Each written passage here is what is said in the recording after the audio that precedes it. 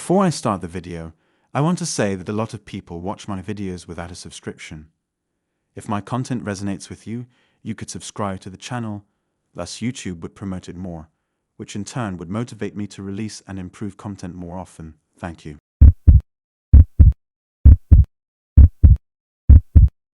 I lived next door to a rental house for a year, and there were two guys who rented it. They were always quiet and kept to themselves. They never came outside much, and we never really talked to them except for once when they helped us out with a broken fence. One day, something strange happened. A ton of police officers surrounded their house and barged in, arresting the two guys. I watched from my window as the officers handcuffed them and put them in the back of a police car.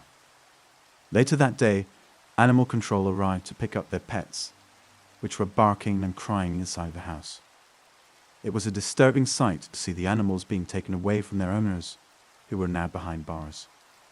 I was curious as to why they were arrested, but I didn't ask anyone. The neighborhood was buzzing with rumors and speculation, but nobody knew the truth. A few days later, I saw a news article online that shed some light on the situation. It turned out that the two guys were mid-levels in a drug gang. They had been under surveillance for months, and the police finally had enough evidence to make an arrest. I was shocked to hear this news, but it explained why they were always so secretive and never came outside. It was a scary thought to know that there were drug dealers living next door to me all along. The following year, I received some more disturbing news. One of the guys had died of a drug overdose. I don't know how it happened, but it was a tragic end to his life. The other guy was still in prison, and nobody knew why. I began to feel uneasy about living next door to that rental house.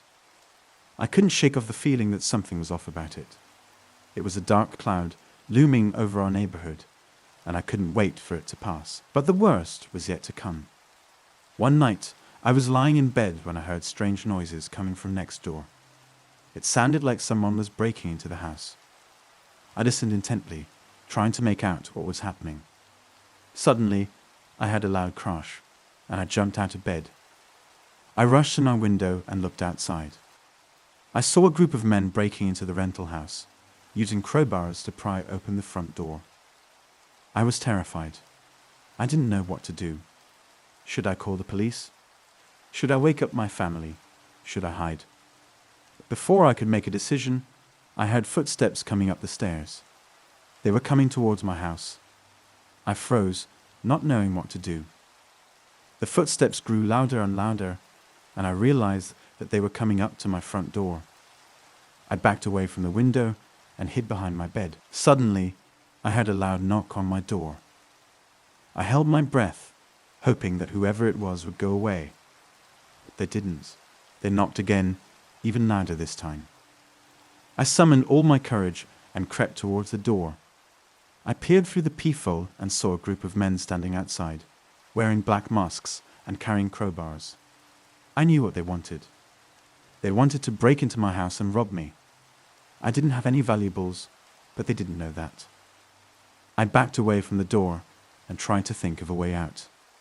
Suddenly, I remembered that I had a panic button installed in my bedroom. I reached for it and pressed it, hoping that the alarm would scare them away. To my relief, the men outside began to scatter, their faces twisted in fear. They ran back to their car and drove away, leaving me breathless and shaken.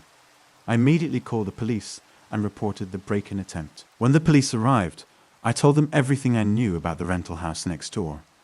They searched the house and found evidence of a drug operation.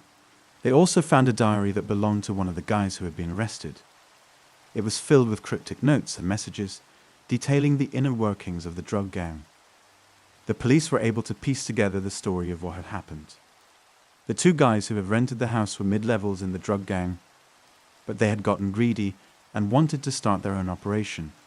They had stolen drugs and money from the gang, and that's why they were arrested. But the gang didn't take kindly to betrayal. They had been plotting their revenge, and the break-in at my house was just the beginning. The gang had planned to target anyone who was connected to the two guys, including me. I was terrified to know that I was in danger, and I immediately moved out of the neighborhood. I never wanted to be anywhere near that rental house again. Years later, I found out that the other guy who had been arrested had died in prison, just like his former roommate. The cause of his death was unknown, but I couldn't help but wonder if the drug gang had played a role in it. The experience had left me scared and paranoid. I never forgot about the two guys who had lived next door, and I always wondered what would have happened if I hadn't pressed the panic button.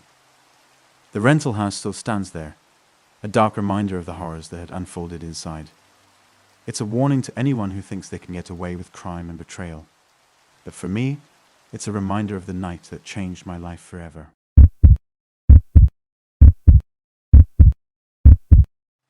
The rented house next door had always struck fear in me. For months it stood empty, foreshadowing its presence in a peaceful neighborhood. When the young men moved in, I was relieved that the house was finally occupied, but I soon regretted that it was still empty. The guys were an odd bunch, constantly smoking and talking in quiet voices. They didn't seem to work or go to school, and never left the house for more than a few minutes. When I walked by, they looked at me with cold, unfriendly eyes. I had the distinct feeling that they didn't want me anywhere near their property. As time passed, I began to notice more and more suspicious activity around the rental house. Cars were pulling up at all hours of the day and shadowy figures were slipping in and out. I tried not to think about it too much, but I couldn't shake the feeling that something very illegal was going on in the neighborhood.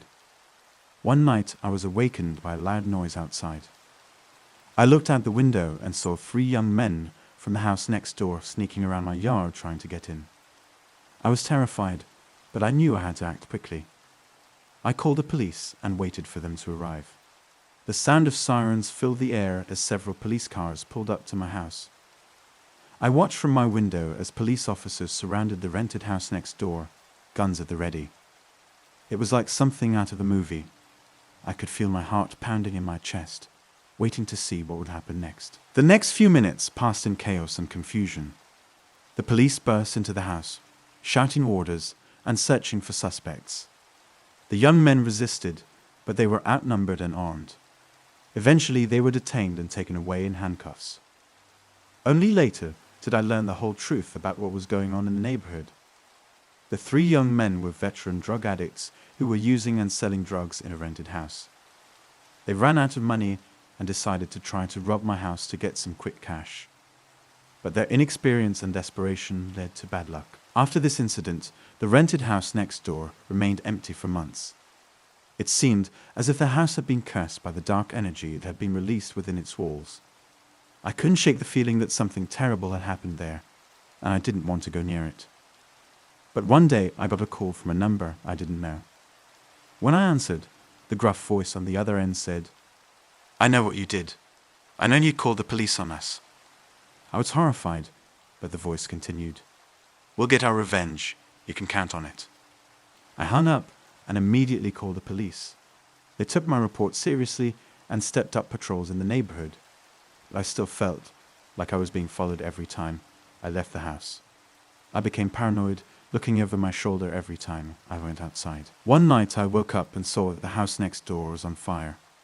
Flames were shooting out of the windows and smoke was rising into the sky. I watched in horror as the house burned to the ground, a fitting end to the dark secrets that were hidden within its walls. After the fire was extinguished, investigators combed the ashes for evidence. It was determined that arson was the cause of the fire, but no suspects were ever found. I couldn't help but wonder if the 3 young men had somehow escaped from the prison and returned for revenge. Eventually my nerves gave out, and I gathered all my last money, sold my house, and moved away from this place. At the moment, I am fine and have recovered from what happened.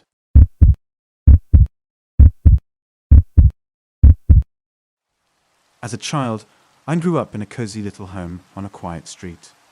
I had many friends in the neighborhood, but there was always one neighbor that my parents told me to avoid: Mr. Johnson.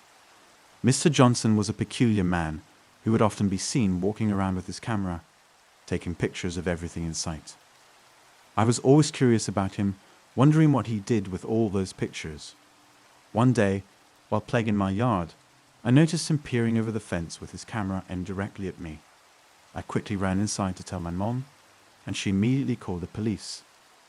The police arrived shortly after, and went over to Mr. Johnson's house to investigate. When they returned, they had a look of shock and disbelief on their faces.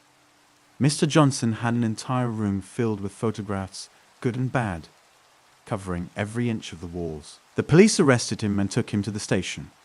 It was later revealed that he had been admitted to a mental hospital. My parents tried to shield me from the details, but I couldn't help but wonder about the man who had been taking pictures of me. Years went by, and I eventually forgot about the strange incident with Mr. Johnson. However, as I grew older and gained more curiosity about the world around me, I began to research the topic of voyeurism. I realized that Mr. Johnson's behavior was not uncommon, and that there were many individuals who derived pleasure from watching others without their knowledge or consent. Despite this newfound knowledge, I still couldn't shake off the eerie feeling that Mr. Johnson had left me with. It was a violation of my privacy, and I couldn't help but wonder what he had done with the pictures he had taken of me. One day, while visiting my childhood home, I decided to take a walk around the neighborhood.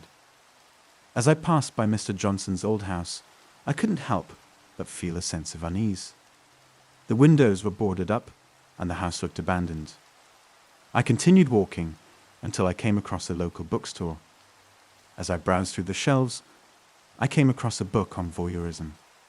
Curiosity getting the better of me, I purchased the book and began reading it as soon as I got home. As I read through the pages, I couldn't help but think of Mr. Johnson and his obsession with taking pictures. It wasn't until I reached the end of the book that I had a realization. Mr. Johnson wasn't just a voyeur, he was a pedophile. The thought made me sick to my stomach. How could someone do such a thing? How could my parents have allowed me to be so close to someone who was capable of such atrocities? I couldn't help but feel a sense of anger and betrayal towards them. It took me a while to come to terms with what had happened, but eventually I realized that it wasn't my fault. I was just a child, and I couldn't have known any better. As I moved on with my life, I vowed to never let myself or anyone else fall victim to such a heinous crime. Looking back on that day, I realized that it was a turning point in my life. It taught me to be more vigilant, to be aware of my surroundings, and to never take my safety for granted. Although the memory of Mr. Johnson still haunts me to this day, it also serves as a reminder of the dangers that exist in the world and the importance of being prepared to face them.